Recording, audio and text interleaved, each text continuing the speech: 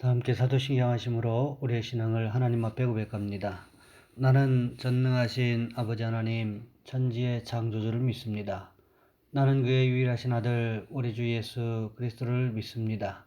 그는 성령으로 잉태되어 동정녀 마리아에게서 나시고 본디오 빌라도에게 고난을 받아 십자가에 못 박혀 죽으시고 장사된 지 사흘 만에 죽은 자 가운데서 다시 살아나셨으며 하늘에 오르시어 전능하신 아버지 하나님 우편에 앉아 계시다가 거기로부터 살아있는 자와 죽은 자를 심판하러 오십니다. 나는 성령을 믿으며 거룩한 공교회와 성도의 교제와 죄를 용서받는 것과 몸의 부활과 영생을 믿습니다. 아멘. 찬송가 214장입니다. 나 주의 도움 받고자 주 예수님께 빕니다. 그 구원 허락하시사 날 받아주소서. 내 모습 이대로 주 받아주소서. 날 위해 돌아가신 주 날 받아주소서. 큰 죄에 빠져 영죽을 날 위해 피 흘렸으니 주 형상대로 빚으사 날 받아주소서. 내 모습 이대로 주 받아주소서. 날 위해 돌아가신 주 날 받아주소서.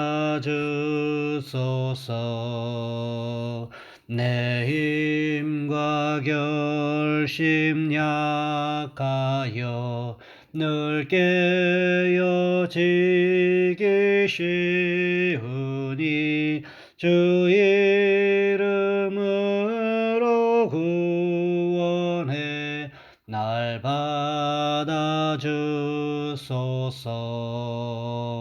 내 모습 이대로 주 받아주소서.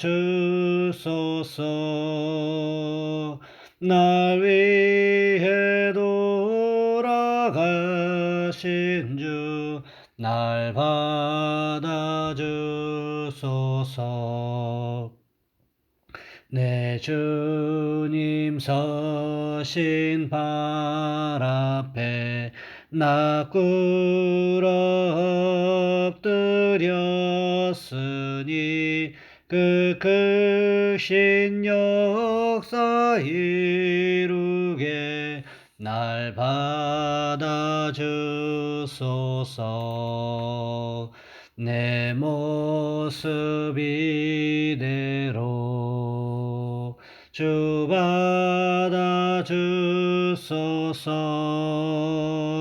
날 위해 돌아가신 주 날 받아주소서.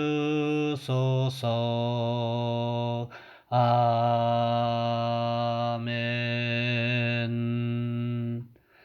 오늘 말씀 요한복음 19장에서 보겠습니다. 요한복음 19장 38절로 42절까지 말씀입니다. 제가 가진 성경은 신약성경 182쪽에 있습니다. 제가 봉독해 드립니다. 아리마대 사람 요셉은 예수의 제자이나 유대인이 두려워 그것을 숨기더니 이 일 후에 빌라도에게 예수의 시체를 가져가기를 구하매 빌라도가 허락하는지라. 이에 가서 예수의 시체를 가져가니라. 일찍이 예수께 밤에 찾아왔던 니고데모도 모략과 침향 섞은 것을 100리트라쯤 가지고 온지라. 이에 예수의 시체를 가져다가 유대인의 장례법대로 그 향품과 함께 세마포로 쌌더라. 예수께서 십자가에 못 박히신 곳에 동산이 있고 동산 안에 아직 사람을 장사한 일이 없는 새 무덤이 있는지라. 이날은 유대인의 준비일이요 또 무덤이 가까운 고로 예수를 거기 두니라. 아멘. 오늘 본문의 말씀을 가지고 참된 헌신이라는 제목으로 함께 말씀을 살펴보겠습니다. 미국의 엘라베마주의 버밍엄에 소재한 브룩힐스 교회의 담임 목사인 데이비드 플랫 목사는 27살의 대형교회의 담임 목사가 된 분이십니다. 최연소 초대형교회 목사라는 별명이 붙은 목사님이시지요. 그런데 플랫 목사님은 자신의 모델은 역사상 최연소 초소형교회 담임 목사였던 예수 그리스도라고 고백했습니다. 그는 레디컬이라는 책에서 성공을 축복이라고 포장해온 현대교회를 강력하게 돌이키라고 선포합니다. 그가 어느 날 중국 비밀교회 지하교회들을 방문하고 강한 도전과 충격을 받았습니다.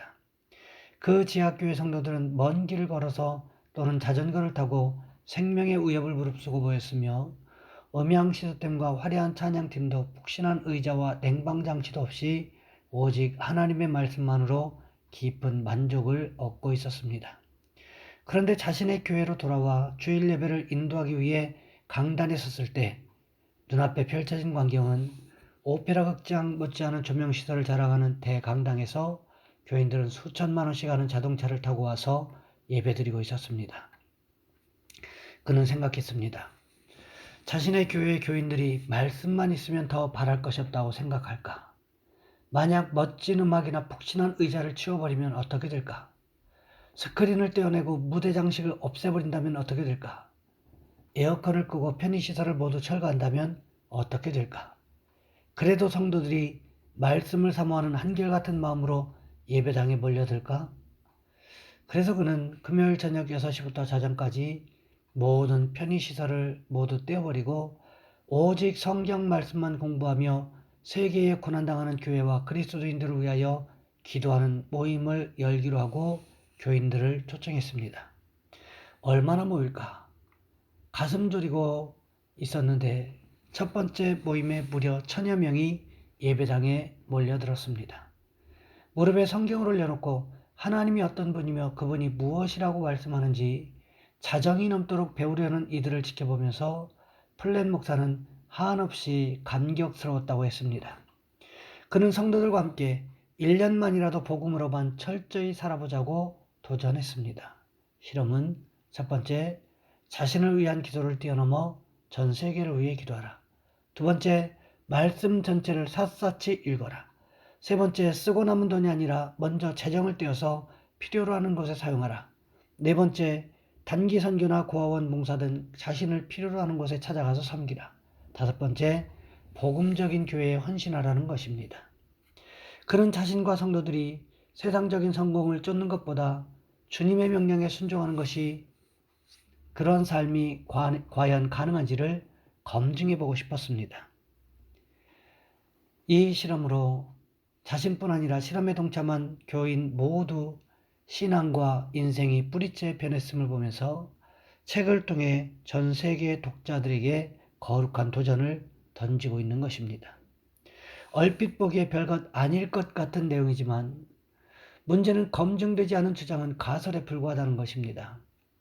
많은 성도들이 머리로 알기는 많이 알지만 그대로 살지 않으니까 문제인 것입니다. 진리는 실험이 필요한 것입니다. 진실이라고 하는 것이 밝혀지면 그 진리에 맞추어 삶을 조정하기가 훨씬 쉬워질 것이고 그것은 우리의 삶을 뒤엎을 것이라고 말하고 있습니다. 그는 오늘날 박해 없이 편리한 것만 추구하는 교인들에게 1년만이라도 신앙의 뿌리부터 철저히 바꾸라고 호소합니다. 그는 마지막 때에 근본적이면서도 급진적인 예수 그리스도의 복음을 따라 살라고 권면하며 진정한 성공은 십자가에 있으며 철저히 하나님을 믿고 순종하고 헌신할 때만 가능하다고 말하고 있습니다. 여러분 그렇습니다. 우리에게도 이런 헌신이 필요한 시대가 되었다는 거지요. 어느 누구도 하지 않으려는 헌신, 그러나 누군가는 해야만 하는 헌신이라면 어떻게 해야 되는 것일까요? 오늘 본문은 바로 이런 모습을 보여주고 있습니다. 오늘 본문 말씀에서 기록하고 있는 참된 헌신은 무엇일까요? 오늘 본문은 예수님의 시신을 치워달라는 유대인들의 요구 다음에 일어난 일들을 기록하고 있습니다.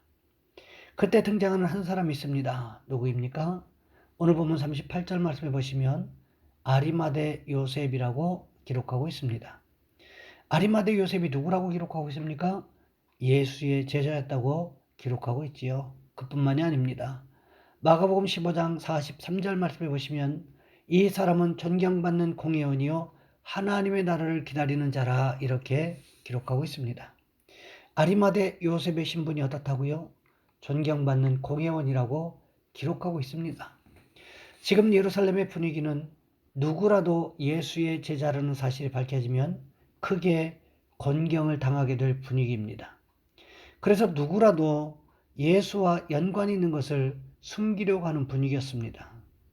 예수님의 제자들이 모두 뿔뿔이 흩어졌던 것도 바로 그런 분위기 때문이었습니다. 지금은 때가 험하기 때문에 몸을 숨겨야 하는 때라는 거지요. 그런 상황에서 나타난 사람, 그가 누구였습니까? 아리마대 요셉이었습니다. 아리마대 요셉이 무엇을 요구했습니까? 오늘 보면 38절 후반절 말씀해 보니까 예수의 시체를 가져가기를 구했다 이렇게 기록하고 있습니다. 이런 상황이라고 한다면 아리마대 요셉이 예수와 연관이 깊구나 하고 의심하게 될 것은 불을 보듯 뻔한 상황 아니었겠습니까? 더구나 이 사람은 그냥 보통 일반 사람이 아니었다는 거지요. 유대 식민지 국회격인 사내들인 공회원이었습니다. 예수를 유죄로 판결하고 그의 사형을 강력하게 요구한 곳이 바로 사내들인 공회였는데 그 공회원이 예수의 시체를 달라고 합니다. 사람들이 어떻게 생각했을까요? 예수와 보통 인연이 아닐 것이라고 짐작하지 않았겠습니까? 그렇게 되면 무슨 일이 일어날까요? 자신의 생명조차도 담보할 수가 없는 상황이 벌어지게 되는 것입니다. 부자이면서 동시에 공회원인 그의 삶이 일순간에 깨어질 수도 있는 일생일대의 매우 큰 모험이라는 것입니다. 그런 사실을 아리마대 요셉이 몰랐을까요? 그렇지 않았습니다. 이미 알고 있었어요. 그럼에도 불구하고 예수님의 시체를 요구했다는 사실 때문에 마가복음 15장 43절 말씀해 보시면 당돌히라는 표현을 사용하고 있는 것입니다. 그가 자신의 모든 삶을 송두리째 흔들 수 있는 위험한 일을 왜 하고 있습니까? 그 이유를 누가복음 23장 51절 말씀해 보시면 하나님의 나라를 기다리는 자라고 기록하고 있습니다. 아리마대 요셉이 예수님의 시신을 달라는 위험한 헌신을 할 수 있었던 이유가 바로 여기에 있었다는 것입니다. 그는 세상 어느 것보다도 하나님의 나라가 소중하다는 것을 배웠습니다. 누구에게 배웠을까요? 예수님의 제자였기 때문에 예수님으로부터 배웠을 것입니다. 예수님께서 십자가에서 죽으시면서까지도 다른 사람을 위하여 중보기도 하시는 모습, 하나님께 기도하시는 그 모습을 보면서 어쩌면 큰 감동을 받았을지도 모르겠습니다.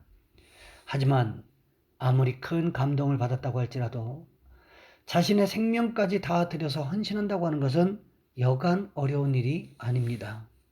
그런 어려움에도 불구하고 아리마대 요셉은 어떻겠습니까?